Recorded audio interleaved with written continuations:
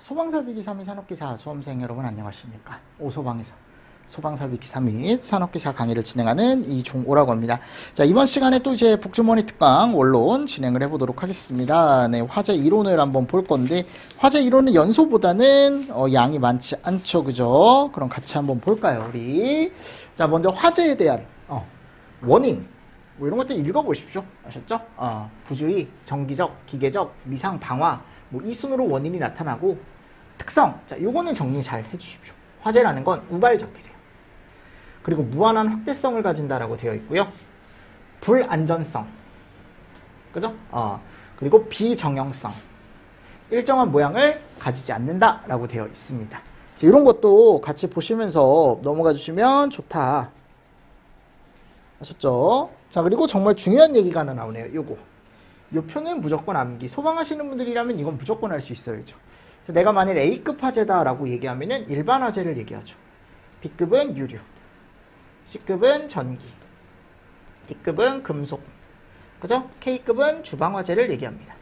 그래서 얘가 색깔이 백황청무, 백황청무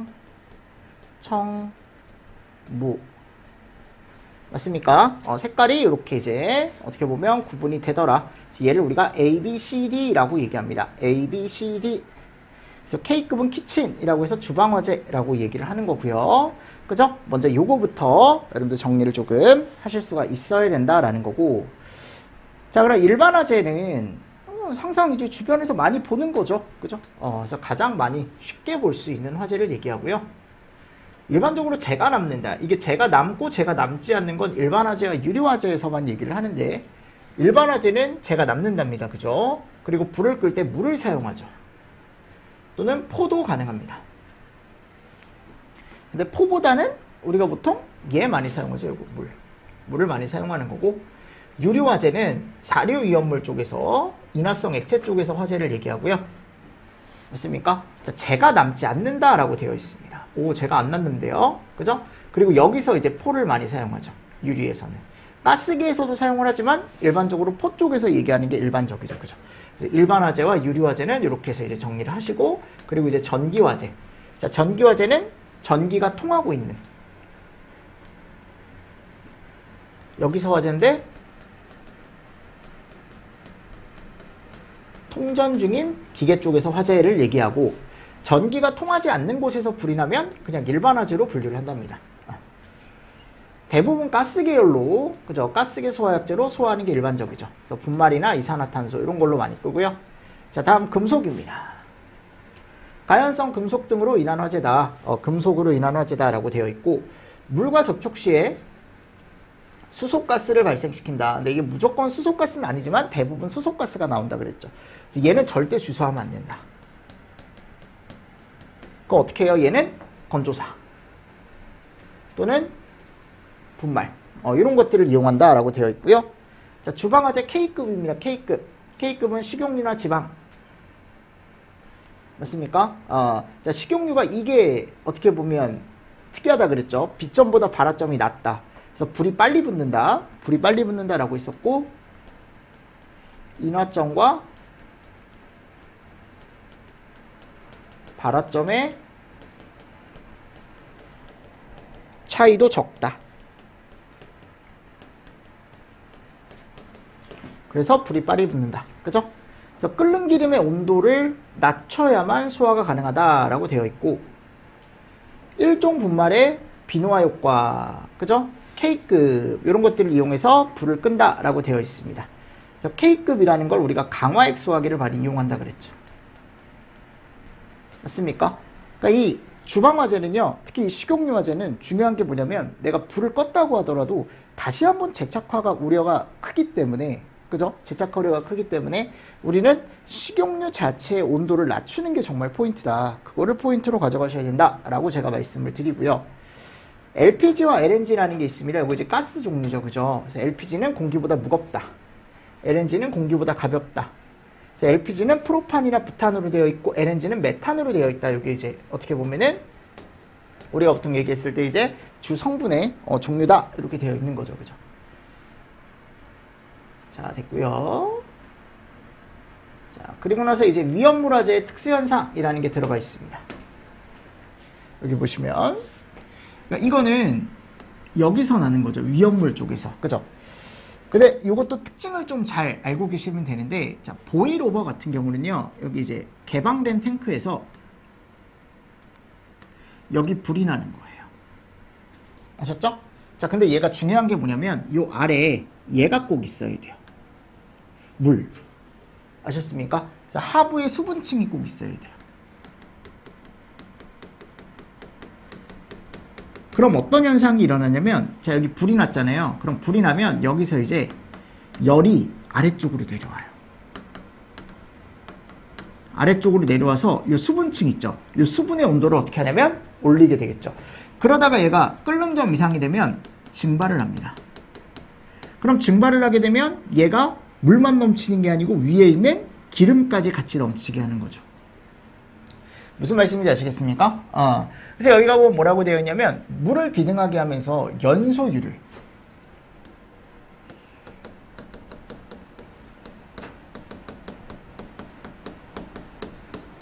위쪽으로 넘어가게 하는 현상. 얘를 우리가 이름을 뭐라고 한다? 보일 오버라고 얘기합니다. 그럼 이 보일 오버를 방지하려면 항상 요거 탱크 하부에 뭐를 빼줘야 돼요? 물 배출. 그리고 요 안쪽을 계속 섞어주래요. 계속 섞어주래요. 그러니까 이 섞어주게 하는 것도 결국 이거예요. 아셨습니까? 얘 이름이 뭐라고요? 보일 오버입니다. 보일 오버. 자, 그리고 나서 이제 슬롭 오버라는 게 나와요. 슬롭 오버.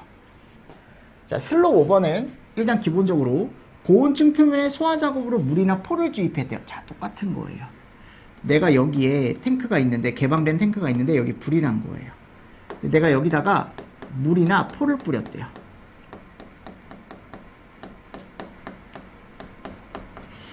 무슨 말씀인지 아시겠습니까? 그럼 여기서 뭐가 일어나냐면 급격한 증발이 일어나요.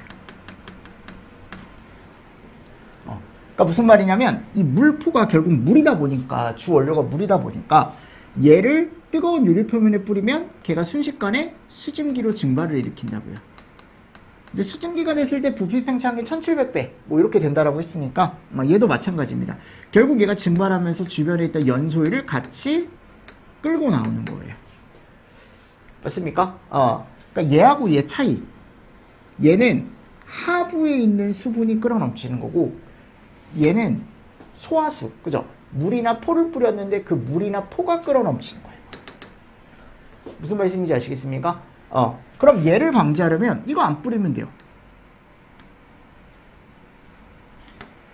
또는 직접 뿌리지 말고 주변에 뿌리래요. 탱크 주변에. 탱크 측벽에다가 물을 뿌려서 냉각을 시켜줘라 라고 되어 있습니다. 자, 얘 이름이 뭐라고요? 슬롭 오버. 오케이. 자, 다음 프로스 오버입니다. 얘는 직접적인 화재 발생은 되지 않는데요. 이게 포인트죠. 얘는 화재 발생이 되지 않습니다. 아까 오일이나 슬롭은 보일이나 슬롭.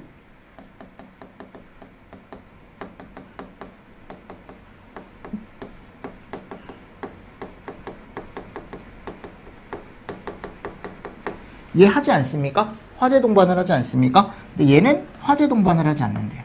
점성을 가진 뜨거운 유리 표면 아래 물이 비등하면 탱크는 유류가 넘친다. 그래서 제가 예전에 뭐라고 했었냐면, 이 프로스 오버는 뭐 예를 들어 여기 위험물이 이렇게 있는 거예요.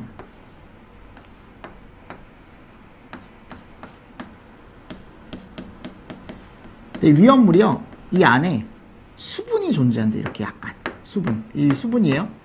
뭐야. 네, 수분. 수분이 존재하는 겁니다. 지켜라. 됐죠? 이 수분이 존재하는 거예요.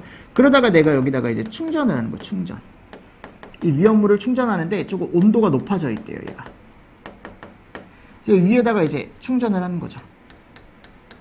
자, 충전을 하니까 이 아래 온도가 올라갔다. 그래서 아래 온도가 올라가서 이 수분이 또 증발을 하는 거야. 그럼 이 위에 있던 위험물이 넘치겠죠. 맞습니까? 얘는 불이 넘쳤습니까? 아니죠. 얘는 그냥 위험물만 넘친 거예요. 자, 얘 이름을 뭐라고 한다고요? 프로스 오버라고 얘기합니다.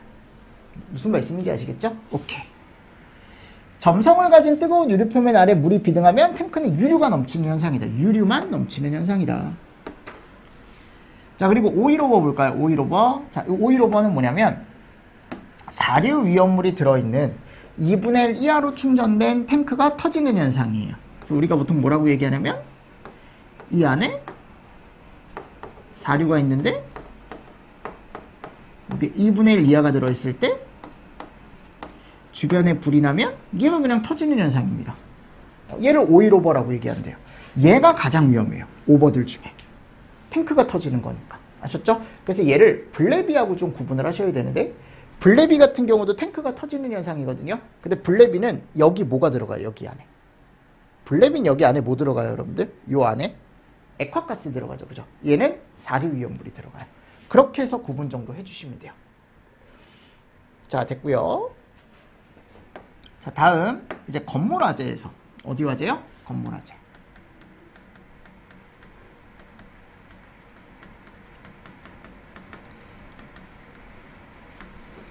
두 가지 형태를 우리가 얘기를 하는데 연료지배형이 있고 뭐가 있다? 환기지배형이 있다라고 얘기를 합니다. 아셨죠? 자, 연료지배형은 뭐냐면 우리가 두 가지를 비교해요. 건축물에서 가연물이 많은 화재가 있고 또 이제 환기량, 산소량이 많은 화재가 있거든요. 그래서 연료지배화재는 이 가연물의 양에 따라 지배를 받는 화재고 환기지배는 환기량에 따라 지배를 받는 화재예요. 지금 무슨 말이냐면 연료지배는 가연물의 양에 따라 지배를 받는다라고 했으니까 환기량은 끝내주는 거야 지금. 환기는 끝내주는데 얘가 모자란 거고 얘는 환기량에 따라 영향을 받는다 그랬잖아요. 그래서 얘는 환기량은 적고 뭐가 많은 거냐면 얘가 많은 거예요. 무슨 말씀인지 아시겠죠? 그래서 여기 연료지배형에 가보면 연료량이 적다. 이거 잘 보셔야 돼요. 통기량이 충분하다. 오케이. 이때 화재다. 그래서 산소가 더 많은 거예요. 뭐보다? 연료보다. 그죠? 그래서 연료지배형 화재는 목조 건축물 쪽에서 이제 일어나더라라고 되어 있어요. 목조. 됐습니까? 그래서 목조는 연료량이 적대요. 뭐에 비해? 산소량에 비해. 또는 큰 개방형 창문이 설치된 곳. 환기량이 많은 곳. 그죠? 자, 이것도 뒤에서 배우겠지만 플래시오버 발생 전에 우리가 일반적으로 연료지배형이 나타난답니다. 그 시기를 우리가 성장기라고 얘기를 하고요. 환기지배 반대로 연료량이 많은 거죠, 이번엔. 그리고 뭐가 적은 거예요, 지금? 통기량이 적은 거야. 이게 거꾸로 되는 겁니다. 얘가 이제 내화 건물, 콘크리트 건물 쪽에서 우리가 환기지배형이 많이 나타나고요. 지하실이나 소규모 창문이 고정되어 있는 곳이다. 그죠? 얘를 플래시오버 발생 후 최성기라고 얘기를 합니다. 최성기. 맞습니까? 네. 자, 그래서 여기 보십시오. 이제 우리가 건축물의 화재 성장 단계라는 걸 봐야 되는데 보이십니까? 요게 이제 어디 건축물? 내화 건축물 쪽에서 이제 얘기를 합니다. 내화 건축물 쪽에서. 그래서 제가 다음 페이지에 요거 넣어놨을 거예요. 요거를 조금 보시면 되는데 우리가 보통 얘기할 때 화재가 진행되는 게 내화 건물일 때 초기가 있고요. 그리고 뭐가 있어요? 성장기가 있습니다. 성장기. 그리고 어디로 넘어가요? 최성기로 넘어갑니다. 그리고 감쇄기 쪽이라는 곳으로 간대요. 일반적으로요. 이 초기에서 성장기까지 맞습니까? 그래서 여기를 우리가 그냥 합쳐서 성장기라고 얘기하는 경우도 있는데 이렇게 구분을 하는 경우도 있습니다. 아셨죠? 자, 그리고 나서 최성기로 넘어가는데 이 최성기로 넘어갈 때 꼭 있어야 되는 현상이 하나가 있어요. 여기 가보면 뭐라고 되어 있습니까? 플래시오버라고 되어 있죠. 이 플래시오버가 뭐냐면 전실화재거든요. 전실화재는 뭐냐? 그 공간 있죠. 그 공간 안에 있는 가연물이 전부 다 탄 화재를 얘기해요. 즉 그 안에 사람은 있을 수 없어요. 이미 그때 되면은 사람은 피난을 했거나 아니면 그 안에 있던 사람은 안타깝지만 어떻게 보면은 피해를 이미 입은 거예요. 아셨죠? 그래서 우리가 이 이전 여기를 프리 플래시 오버라고 얘기하고 요 이후를 포스트 플래시 오버라고 얘기해요. 그래서 프리 플래시 오버 때는요 사람이 도망가는 게 진짜 중요해요. 그래서 이때는 성능이주의 소방 설계라던가 또는 피난, 사람들이 도망갈 수 있는 걸 주로 우리가 포인트로 잡아야 되고 오른쪽 포스트 플래시 오버는 사람은 일단은 이미 이 이후에는 살 수가 없어요. 아니면 이미 도망을 갔단 말이에요. 그럼 이때 뭐가 중요한 거냐면 내화 설계가 중요한 거야. 건물이 무너지지 않게. 무슨 말씀인지 아시겠습니까? 오케이. 그리고 이때는 일반적으로 연료지배형이 나타난대요. 그리고 이때는 환기지배형이 나타나요. 그래서 화재 초기에는 연료량이 진짜 중요한 거고요. 그리고 이 이후에는 환기량에 따라 어떻게 보면 또 뭐가 결정될 수 있냐면 화재의 세기가 결정될 수 있다라고 해서 환기지배형이라고 얘기를 합니다. 그리고 여기 있죠. 여기. 플래시오버 이후에 이제 열이 급격하게 떨어지는 시기가 있어요. 그러니까 거의 끝난 거죠, 이제. 이거는 이제 화재가 거의 끝났다라는 거예요. 그래서 우리가 거기를 뭐라고 얘기하냐면 감세기라고 얘기합니다. 근데 감세기 때는요, 연료가 떨어지는 시기니까 연료지배형 또는 환기지배형으로도 갈 수 있어요. 근데 환기지배형이 지속됐을 때 거기서 이제 훈소 상태가 지속된다라고 얘기하고, 이 훈소에 의해 뭐가 발생할 수 있냐면 백드래프트라는 게 감세기 때 많이 발생을 하더라라고 얘기를 합니다. 아셨죠? 그리고 여기 가보면 화재 가혹도라는 게 있는데, 화재 가혹도는 뒤에서 배울 거예요. 그 실에 불이 났을 때 최고 온도가 얼마나 지속이 되는지를 화재 가혹도라고 얘기합니다. 결국 이 화재 가혹도가 크면 클수록 최고 온도도 높은 거고, 그 최고 온도가 지속되는 지속 시간도 긴 거거든요. 그러니까 위험해지는 거죠, 결국. 뭐 이런 것도 이제 나와 있습니다. 자, 한번 읽어보시고요. 그리고 우리가 좀 정리를 하실 건 뭐냐면 각각에 대한 특징, 초기에서의 특징은 어떤 게 나타나고, 성장기 때는 어떤 특징이 나타나고, 플래시오버는 뭐냐, 최성기 때 어떤 특징이 나타나고, 감세기 때 어떤 특징이 나타나는지를 보셔야 되는데, 여기 보십시오. 건축물 실내화재 과정이라고 해서 이런 게 나와요. 지금 발화부터 어디까지? 감세기까지, 그죠? 발화, 성장기, 플래시오버, 최성기, 감세기. 꼭 플래시오버가 있어야만 성장기에서 어디로 넘어갈 수 있는 거예요? 최성기로 넘어갈 수 있는 거야, 여러분들. 이거 중요합니다. 아셨죠? 그래서 플래시오버는 이따가 단독으로 따로 볼 거예요, 이거는. 중요한 현상이기 때문에. 그래서 초기 단계는 연료 지배형으로서 발화 이전 예열 단계고, 연기가 발생하기도 한답니다. 어차피 시험지 나오는 건 대부분 여기서부터 나오니까. 성장기는 플래시오버 전 단계, 우리가 프리 플래시오버라고 얘기하고요. 시간이 지나면 지날수록 열 방출 속도는 증가하게 되어 있습니다. 화재의 급격한 성장이 시작되는 시기고, 화재 감지, 초기 진화, 피난이 시작되는 단계고, 그죠? 검은색 연기가 나오고 있대요. 그죠? 그리고 성장기의 지배적인 열 전달은 대류 형태랍니다. 또는 전도라고 얘기하기도 합니다. 그래서 이 대류 때문에 뭐가 작동하는 거냐면 이런 애들이 작동하는 거죠. 스프링클러 헤드라던가 또는 화재 감지기라던가. 맞나요? 자, 그리고 나서 성장기에서 이제 여기로 넘어갔을 때 플래시오버를 기점으로 최성기로 넘어간다 그랬죠. 그럼 플래시오버는 뭐냐? 여기 갔을 때 요겁니다. 그럼 당연히 전체가 다 탔으니까 급격한 온도 상승과 가스가 많이 발생할 거고, 선장기 천장 부분에서 발생하는 뜨거운 가스층이 가연물의 복사열을 발산한다. 자, 얘가 이제 이름이 뭐냐면 천장 제트 흐름, 실링 제트 플로우라고 해가지고, 얘가 천장 쪽에 뜨거운 공기가 모이는 현상이거든요. 얘가 이제 롤오버라는 걸로 발전할 수 있다 그랬어요. 그럼 저 천장 제트 흐름, 얘가 이제 가연성 가스, 가연성 혼합기인데 얘가 위에 모여 있다가 결국 거기도 불이 붙어요, 천장에. 그 천장에 불이 붙는 현상을 롤오버라고 얘기하는 거고, 이 롤오버에서 발생한 복사열이 얘를 발생하게 하는 거다. 플래시오버. 이게 순서입니다. 이렇게 넘어가는. 아셨죠? 그래서 이따가 뒤에 가보면 플래시오버도 나오고 롤오버도 나와요. 네, 한번 제가 설명을 드릴 테니까 일단 이렇게 정리를 좀 해주십시오. 됐습니까? 자, 그리고 나서 이제 플래시오버 이후에 일로 가는 거죠. 그래서 얘를 우리가 포스트 플래시오버라고 얘기합니다. 포스트. 자, 이때는 모든 가연물이 화재에 어떻게 보면 관련이 있게 되어 있고요. 열량이 정말 많이 나올 수밖에 없습니다. 그리고 연소 생성가스도 많이 나올 수밖에 없고요. 또 환기지배형이기 때문에 미연소 생성가스도 나온대요.